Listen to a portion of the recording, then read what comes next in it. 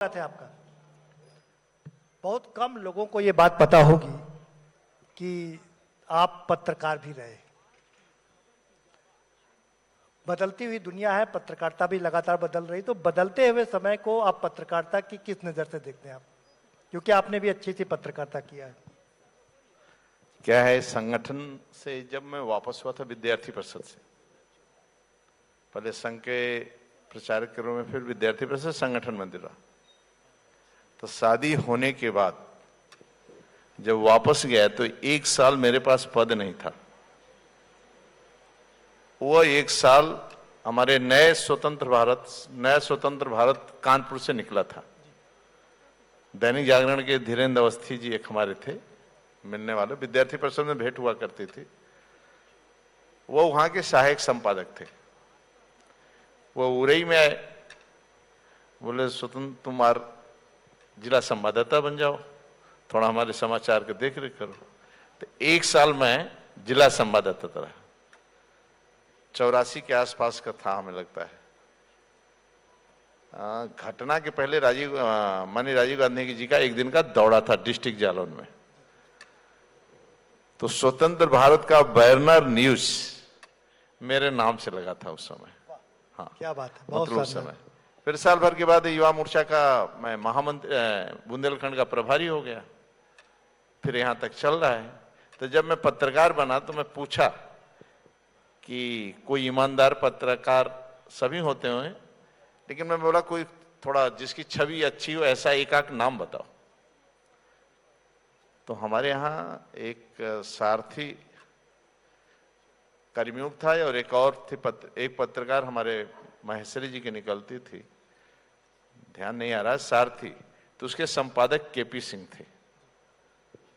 तो मैं फिर उनसे मिला, फिर उन्हीं के साथ स्कूटर पर चलने लगा। तो थोड़ा उनसे सीखने को मिला। हम थोड़ा, जैसे कोई पूछा कहाँ से आ रहे हो, तो मैं बोल देता था फला जगह से आ रहे हैं। जी। वो कहते थे बताया मत करो कहाँ से आ रहे हैं। तो हम कहेंगे अच्छा तो ठीक है। तो जिले में अपनी एक छवि रही और पत्रकारिता के क्षेत्र में भी हम लोग ने अच्छा काम किया और साल भर रहा। उसके बाद मैं युवा मोर्चा का बुंदेलखंड का प्रभारी हो गया, फिर महामंत्री हो गया, अध्यक्ष हो गया, फिर बीजेपी महामंत्री हो गया, अध्यक्ष हो गया, मंत्री। मतलब एक दिन ब्रेक नहीं हुआ। उस दिन से आज तक एक रात्रि ऐसा नहीं है कि माई की कृपा है कि पद मिलता रहता है कोई ना कोई, और मैं चलता रहता हूं और पार्टी का काम कर रहा हूं। जब से पार्टी का काम कर रहा हूं, क्या है, मेरा शुरू से नेचर है, पत्रकारिता करते थे तो उसके प्रति समर्पण रहता था। आज भारतीय जनता पार्टी में हूं तो ये मिशन पंडित दीनदयाल उपाध्याय डॉक्टर श्यामा प्रसाद मुखर्जी ने जिस नींव को खड़ा किया है, कल्पना करिए डॉक्टर श्यामा प्रसाद मुखर्जी कैबिनेट मंत्री होकर रिजाइन करके जनसंघ का नींव रखे थे और ये जानते थे कि मैं कश्मीर से नहीं लौटूंगा। ये भी जानते थे कि श्रीनगर से वापस नहीं लौटूंगा, क्योंकि शेख अब्दुल्ला, पंडित नेहरू मिल चुके हैं। जो अलग से प्रधानमंत्री, अलग संविधान, अलग झंडा का नारा था, मिल चुके हैं।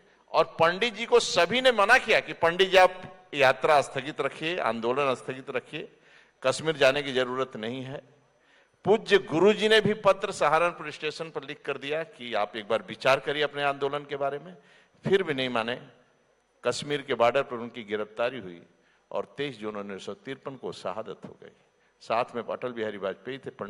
अटल बिहारी वाजपेयी जी थे उस समय, 23 साल की उम्र रहा होगा, उनके सहयोगी के रूप में थे। वो बोले तुम जाओ, तुम गिरफ्तारी मत दो, तुम देश के अंदर जाओ, बताओ मेरी गिरफ्तारी क्यों हुई। वह यात्रा शुरू हुआ क्योंकि ऋषि मुनियों ने इस पार्टी को बनाया। पंडित दीनदयाल उपाध्याय, डॉक्टर श्यामा प्रसाद मुखर्जी, ये ऋषि तुल्य थे।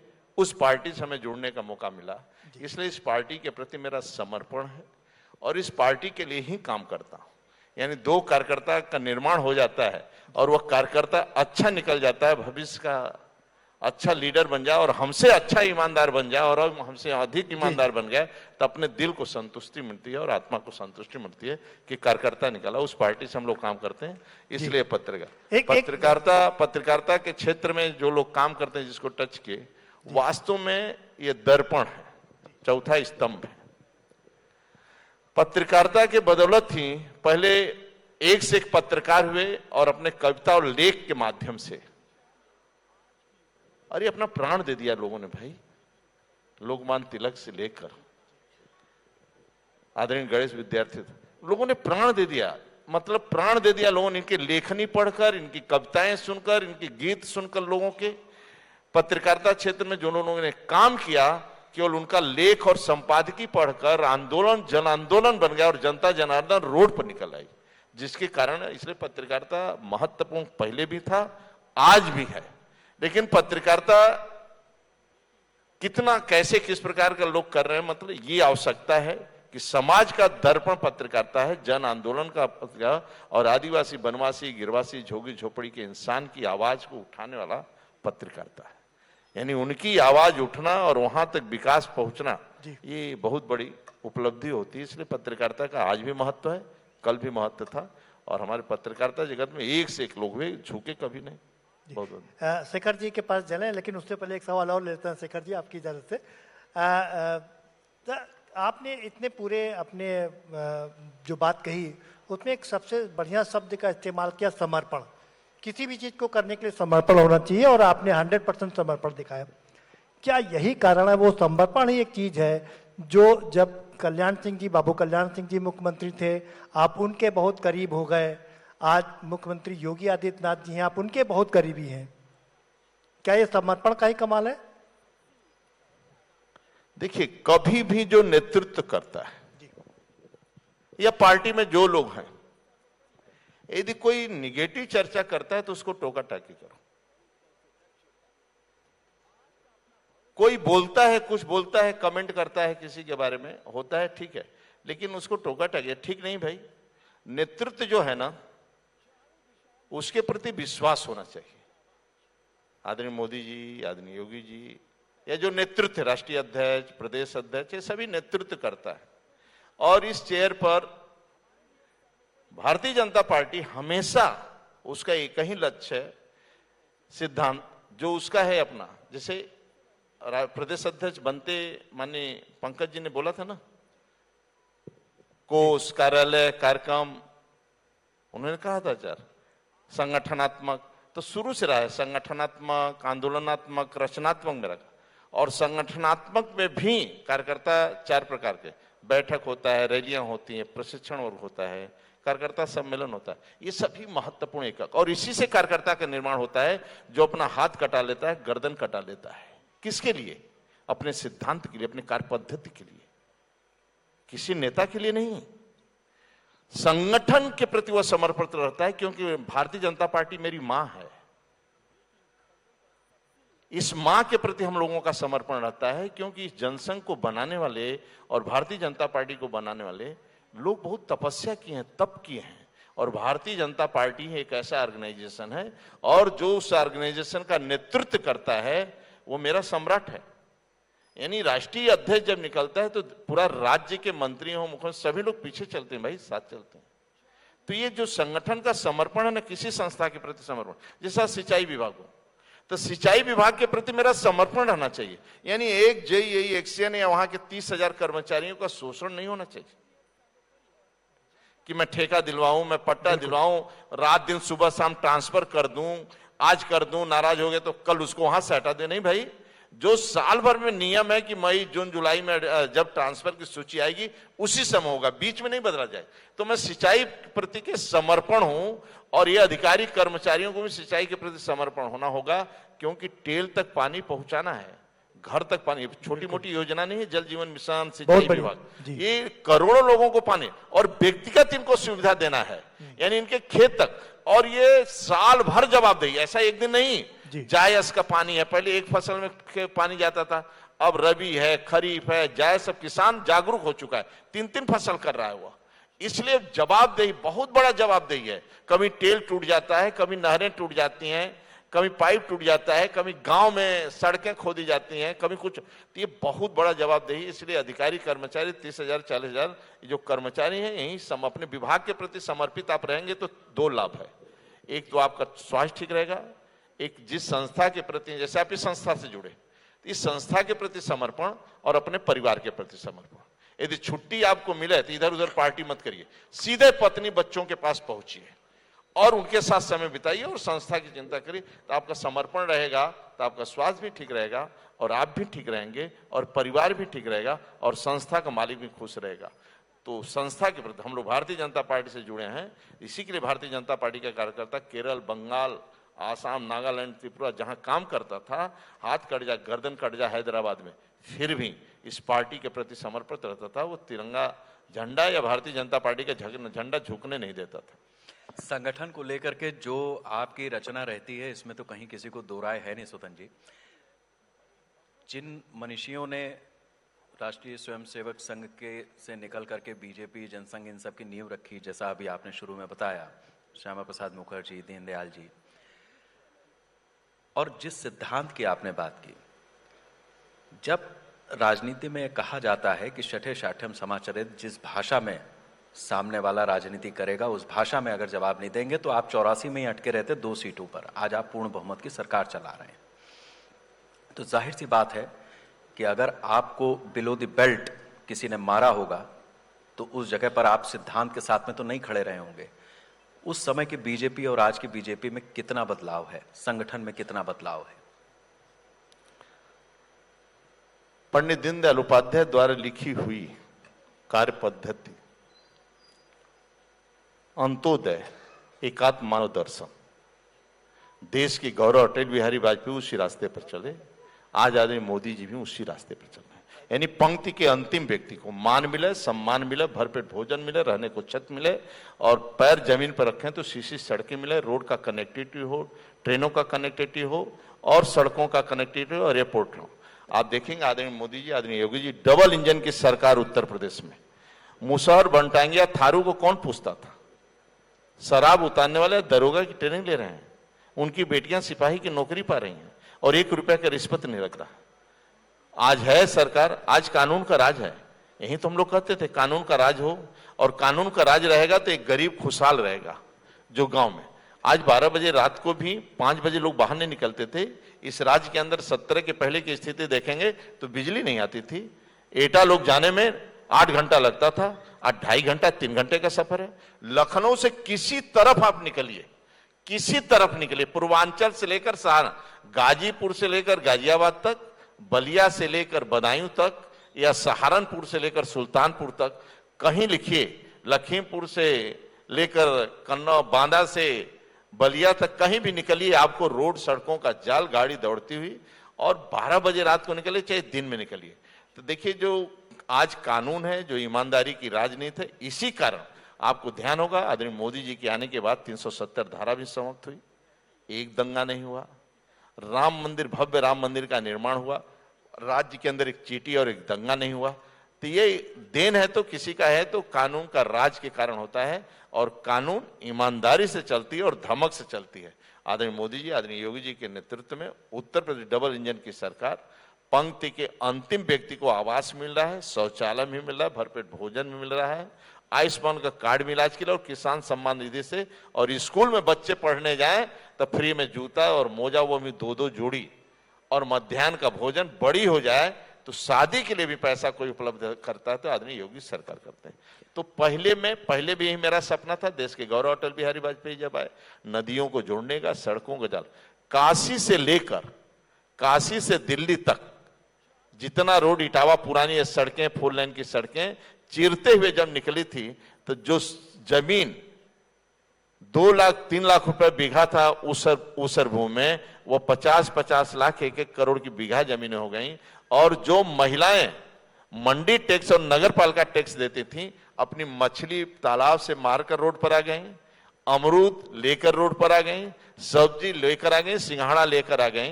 तो रोड पर 2 घंटा में न मंडी टैक्स न नगर पालिका टैक्स, 200-300 रुपया कमाकर अपने घर चली गई। अच्छा, एक चीज बहुत अच्छा आपने याद दिला दिया, लोग तो उसको भूल ही गए। प्रधानमंत्री ने एक बार अनुरोध किया था कि जो हमारे माननीय सांसद हैं, विधायक हैं, ये गांव गोद ले लें और उस जगह का डेवलपमेंट करें। बीजेपी से ये उम्मीद थी, शुरुआत में कुछ चीजें दिखी भी, आपने भी गोद लिया था, कुछ डेवलपमेंट हुए, लेकिन ये फिर रसातल में चले गए। योजना अच्छी थी लेकिन कंटिन्यूएशन में क्यों नहीं हुई? आज के डेट में, आज की तिथि में आप राज्य के सभी जनपदों में आप पंचायत भवन देखेंगे, सौदाह देखेंगे, कंपोजिट अब विद्यालय देख रहे हैं जो लाखों 30-40 करोड़ की जो पंचायत, मुख्यमंत्री विद्यालय देखेंगे, बच्चों को डिजिटल देखेंगे गांव में। आज के डेट में बच्चों को स्कूल जाने की संख्या बढ़ गई है, बच्चों की पढ़ाई शिक्षा कोचिंग सेंटर हो गए हैं और गांव को आधारित विकसित। अब खेत तालाब देखेंगे आप, गांव की तालाब देखेंगे, पानी का जल स्तर देखेंगे। आज सभी डैम और सभी हमारे 71 डैम भी पूरे फूट भरे हुए हैं, सिंचाई की उपलब्धता है, बाढ़ की कठिनाई थी वहां भी सुरक्षा है। तो आने वाला समय गांव को आदर्श बनाने का आदरणीय मोदी जी और आदरणीय योगी जी का जो नेतृत्व उत्तर प्रदेश के अंदर, मैं फिर से कह रहा हूं ना, फिर से बता रहा हूं, जो बनटांगिया वोट देने के लिए तरसते थे, उनका राजस्व ग्राम नहीं था, मतदाता सूची में नाम नहीं था, आज उनको पक्के मकान बन रहे हैं, उनके बच्चे दरोगा की ट्रेनिंग ले रहे हैं। थारू जो लखीमपुर में रहते थे, सहरिया जो ललितपुर में रहते थे, ऐसे बनवासी जो मुसहर कभी कोई पुरसा हाल नहीं होता था अपने पूर्वांचल क्षेत्र में, आज सभी मुसहरों का पक्का अपना मकान हो गया। ये बहुत बड़ी उपलब्धि है। राजभर ये सब बच्चों के नौकरी नहीं पाते थे। जब मैं जेई का एक सर्टिफिकेट दिया, मैं बेटा बेटी तुम कौन है, बोली मैं राजभर हूं। और माननीय राजभर जी मंत्री जी परेशान होते थे कि एक चपरासी नहीं मिले, लेकिन आज बदलाव हो रहा है, 1 रुपया उसका रिश्वत नहीं लग रहा है और समाज के सभी वर्गों को आदरणीय योगी जी के नेतृत्व में उत्तर प्रदेश में सरकारी नौकरी 9 लाख के लगभग मिली लोगों को और 1 रुपया का रिश्वत नहीं लेना पड़ा और झोला लेकर कोई घूमा भी नहीं, किसी को परेशान। ये किसी का देन है तो केवल भारतीय जनता पार्टी की सरकार की देन है। सर एक सवाल है, कहते हैं पानी जिस विभाग के आप मालिक हैं, बिन पानी सब सून, बिना पानी के कुछ होता नहीं। बुंदेलखंड बहुत प्यासा रहता था, इधर आपने जो कोशिशें की, पहले ट्रेन लानी पड़ती थी, ट्रेन से पानी लाना पड़ता था, क्या लगता है कि अब कितना सुधार हुआ है? और फिर भी हमारे सामने चुनौतियां हैं, काम करने की बहुत आवश्यकता है और उसी पर हम लोग काम भी कर रहे हैं।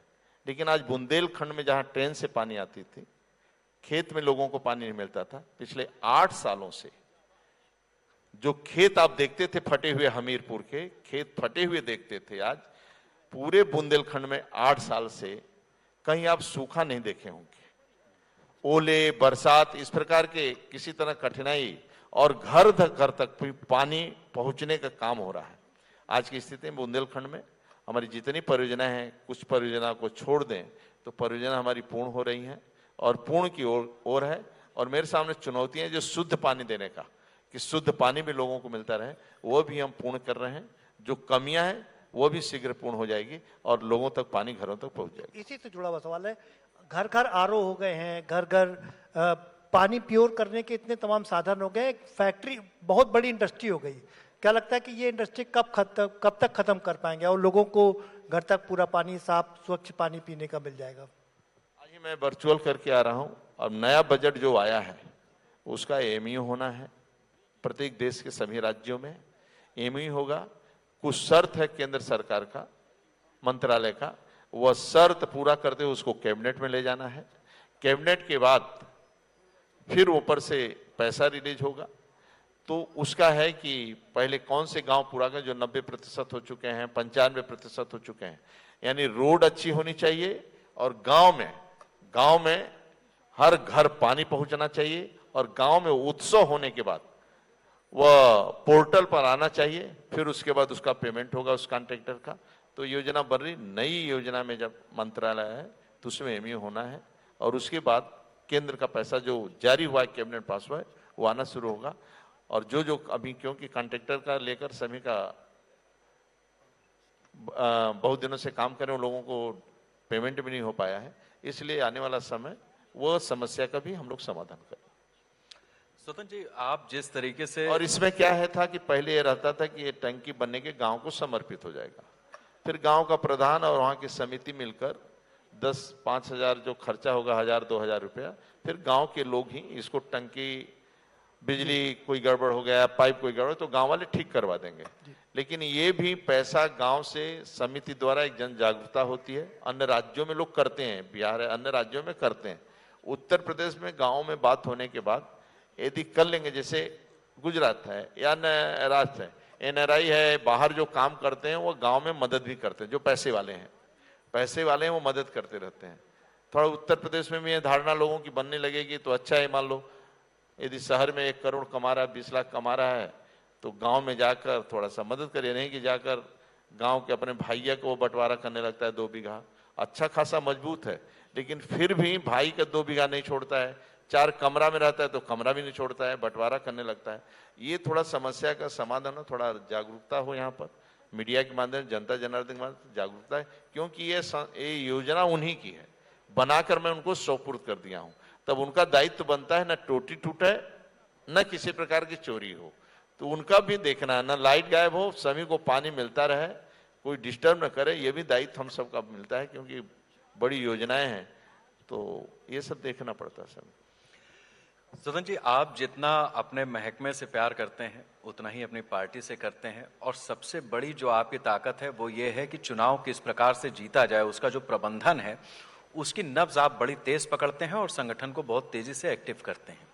हाल फिलहाल में कुछ ऐसे मुद्दे आए हैं जिसको लेकर के आपको लग रहा है कि वो जनता के बीच में कुछ ऐसी र्यूमर कह लीजिए या घुसपैठ कह लीजिए, क्योंकि विपक्ष अपनी तरफ से कोई कसर छोड़ता नहीं है। वो जो एसआईआर की प्रक्रिया हुई उस पर भी सवाल उठा रहा है, जो अभी शंकराचार्य का मामला हुआ उस पर भी उसने अपना माइलेज लेने की कोशिश की है। संस्कृति की बात आप कर रहे हैं, गौ माता कैसे सेफ रहेंगी, गाय हमारी माता क्यों है, ये तो संघ की शाखा में ही सीख सकता है आदमी, वहीं इसकी जड़ है।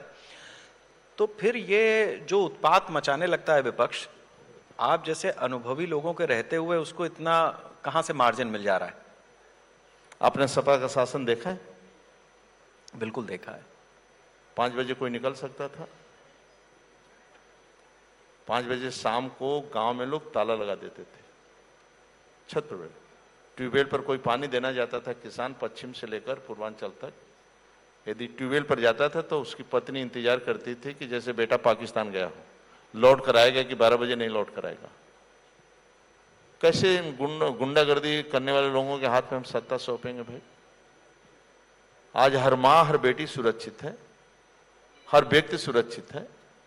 आपको सुरक्षा महत्वपूर्ण है, किसी राज्य की सुरक्षा, कानून की व्यवस्था ये महत्वपूर्ण है। इसलिए आदरणीय योगी जी जापान और सिंगापुर की यात्रा की है ना, और यात्रा करके इन्वेस्टर यूपी को स्वीकार करे, महाराष्ट्र, गुजरात और हैदराबाद, तेलंगाना को न स्वीकार करे, जिन राज्यों का पहले नाम था जहां पर इन्वेस्टर जाते थे।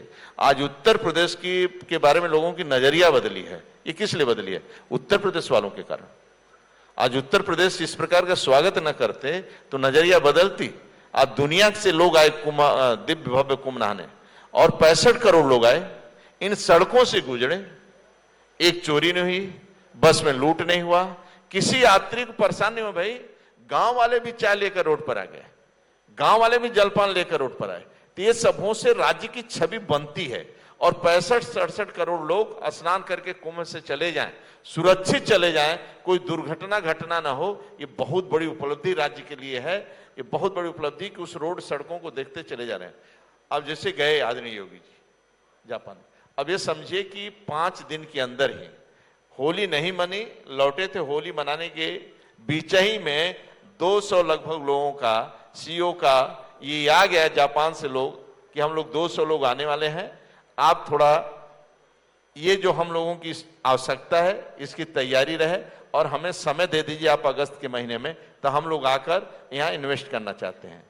वहां राज्य का एक राज्य ने समझौता किया था, दूसरा राज्य तय, जैसे मुख्यमंत्री यहाँ बनते हैं वहां राज्य के पाल या इसी तरह कुछ होता है जो चुनाव होकर बनते हैं।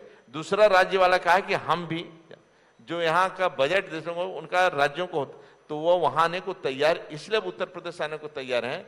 आज कानून का राज है, आज दंगा नहीं होता है। आज ईरान और युद्ध चल रहा है, लोग शोक मनाने निकलते हैं, लेकिन कोई दंगा नहीं, कोई उधम नहीं, कोई शरारत नहीं। तो जब राज्य में ये सब शांति रहती है, समृद्धि रहती है, तो बाहर के लोग भी आते हैं। यहाँ के युवा रोजगार बनता है, यहाँ के युवा रोजगार डिजिटल बनता है, रेहड़ी पहटरी वाले यूपीआई से पेमेंट लेते हैं। तो ये किसी का देन है? तो केंद्र राज्य सरकार की देन है। और जनता जनार्दन जानती है, युवा भी जानता है, और मुझे पूर्ण विश्वास है कि आदरणीय मोदी जी, आदरणीय योगी जी के प्रति सकारात्मक सोच है और खड़ा रहेगा और उनके नेतृत्व में राज्य आगे बढ़ता रहेगा, ये पूर्ण विश्वास है। आम सर, जनमानस। आपके तमाम अन्य कार्यक्रम भी लगे हुए हैं और आपको जाना भी है, तो बहुत शुक्रिया हमसे बात करने के लिए। लेकिन चलते चलते आप क्या संदेश देना चाहते हैं हमारे चैनल के दर्शकों को? बस स्वस्थ रहें, जी, सर पर बर्फ, मुंह में शक्कर, सीने में आग, पैर में चक्कर, ठंडे दिमाग से सोचते रहें, मीठा बोलते रहें, चलते फिरते लड़े ना, किसी की बुराई झगड़ा में पड़े ना, शांति से रहें, अपना परिवार कैसे खुशहाल रहे उसकी चिंता करते रहें, बूढ़े माता पिता के साथ थोड़ा जीवन बिताते रहें, पढ़ने लिखने वाले लोगों के साथ भी थोड़ा उठने बैठने की आदत बनावें और किसी गलत आदमी को विश्वास न करें। घर में ज़्यादा लोगों को आना जाना नहीं होना चाहिए और पार्टी भी नहीं होना चाहिए घर में। इसलिए घर का वातावरण पवित्र रहे, घर का वातावरण में हम पत्नी बच्चे माता पिता हैं और जो रिश्तेदार घर में आते हैं तो उनका सम्मान, थोड़ा बुआ काका बच्चे पहचानते रहें कि कौन है संस्था। इसलिए परिवार का माहौल परिवार जैसा रखना चाहिए। परिवार होटल नहीं है, परिवार रेस्टोरेंट नहीं है। और संडे के दिन कोई भी हो, संडे के दिन संपूर्ण परिवार से मैं आग्रह करता हूं कि पत्नी बच्चे जो भी परिवार में वहां पर रहते हैं, संडे के दिन 100% छुट्टी, मोबाइल स्विच ऑफ और परिवार के साथ भोजन बनाओ, खाओ, हंसो, कूदो, मस्त रहो, ज्यादा टेंशन मत लो। मैं पूर्ण विश्वास देता हूं आदरणीय मोदी जी, आदरणीय योगी जी जब तक रहेंगे आपको किसी प्रकार की तकलीफ नहीं होगी, आप सुखी संपन्न रहेंगे। केवल आप अपने परिवार की चिंता, अपनी चिंता और अपना पेट काट के बच्चों को पढ़ाओ, क्योंकि अगली लड़ाई ज्ञान की है। विजन 2047 जब देश मेरा आगे बढ़ेगा, पूरी दुनिया को नेतृत्व करेगा, उस समय आवश्यकता है ज्ञान की, ईमानदारी और चरित्र की। यानी ईमानदारी अपनी होनी चाहिए, चरित्र का मतलब इस राष्ट्र के प्रति समर्पण होना चाहिए मेरा। सौगंध मुझे इस मिट्टी की, आदरणीय मोदी जी का, न देश झुकने दूंगा न मिटने दूंगा। दुनिया में हमारे बच्चे कहीं फंसेंगे, सुरक्षित निकाल कर लाऊंगा। इसलिए बस मेरा यही निवेदन है कि परिवार के प्रति समर्पण और ये, इसलिए बच्चों की चिंता करना, स्वयं चिंता करना, पति पत्नी आपस में ज्यादा न लड़ें और मोहल्ले में थोड़ी मोड़ी लड़ाई है तो थोड़ा बैक हट जाओ। ये नहीं कि सब परिवार कांव कांव करते हुए बाहर। नाली पोखरे और सरकारी भूमि में कब्जा मत करो, न ज्यादा चबूतरा आगे बढ़ाओ, न गाड़ी किसी के दरवाजे खड़ा कर दो बिना मतलब का। जो सुविधा उतना गाड़ी रखो, नहीं कि 4 गाड़ी पड़ोस वाले को परेशान करते हुए बिना मतलब का। रात दिन बताओ हारन बजाते हुए 12 बजे 3 मंजिला में लोग रहते हैं। थोड़ा अपना शांति से अंदर आओ और ज्यादा डिस्टर्ब मत करो, अपने शांति से रहो और दूसरे को शांति से जीने दो। यही बस निवेदन करते हुए अपनी बात को समाप्त करो। बहुत बहुत शुक्रिया शुक्रिया, सर। बहुत बहुत शुक्रिया सर। आज